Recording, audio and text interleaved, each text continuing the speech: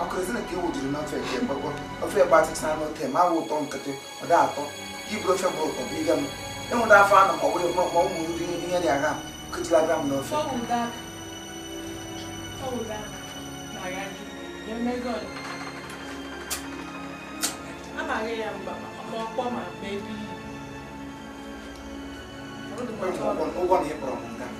One April, no Gaga. Is she to me to go on my catching a love alarm?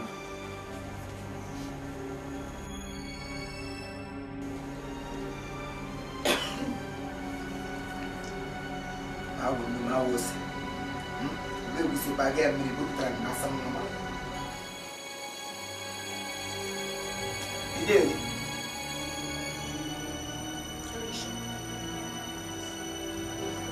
She didn't want the book track at the Korea. Give back to China, Yellish. I don't know all of the motor. I don't know. What do you go to? They never know. To the man. Oh, we boy, I go get and I never go. Eliana. I'm your mother.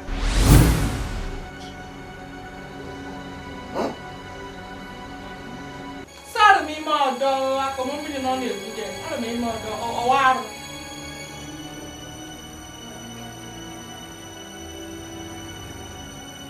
You said he make a same on me. And you join them all. You join them. I'm not going to put them on us. I'm going to put them eh? I know I'm my food. I'm Massacro. It's ready, Mamma. I'm only in the I'm get to him. I'm not a get to him.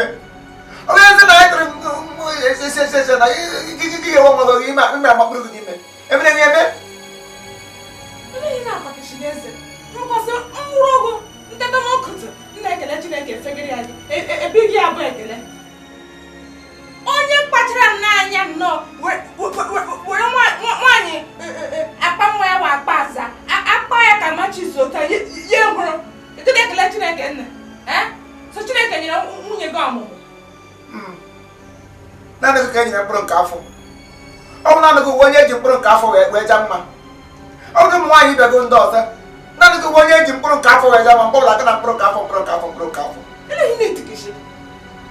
eleghị na-etikishi ọwụ m na-enye nwa ọchị na-enye nwa ọwụdụ aṅụtara m ya na mmiri ọwụdụ Chineke nna so anyị rịọ anyị ga-arọta anyị ka aka ya ọ ga-emeghere anyị ụzọ m rịọ rịọta ọmụmụ ele ihe ọwụ ayọwụla a na-ayọ ayọwụla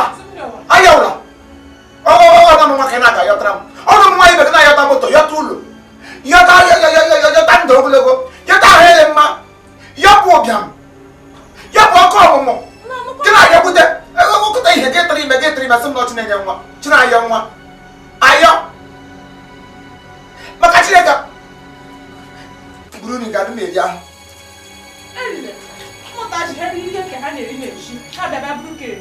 rubi ga rubi battalion no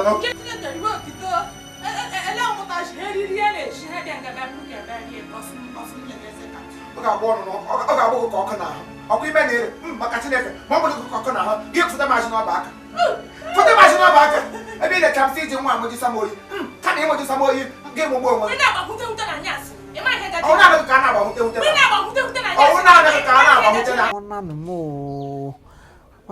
nkara iji Igbo sọ ihe ya arịrị m mfe ọ weela I want to thank all of you for your understanding. Hey, understanding. Let me understand. I want to thank you for your incumbent acrimony to our productions. We thank you for watching all our productions. Thank you for believing in us. Thank you for making us feel very important, because without you there will be no us. I and Sister Maggi, we put hands together to say thank you very much. And we promise to always make you happy. We promise to always knock at your door with something that will interest you.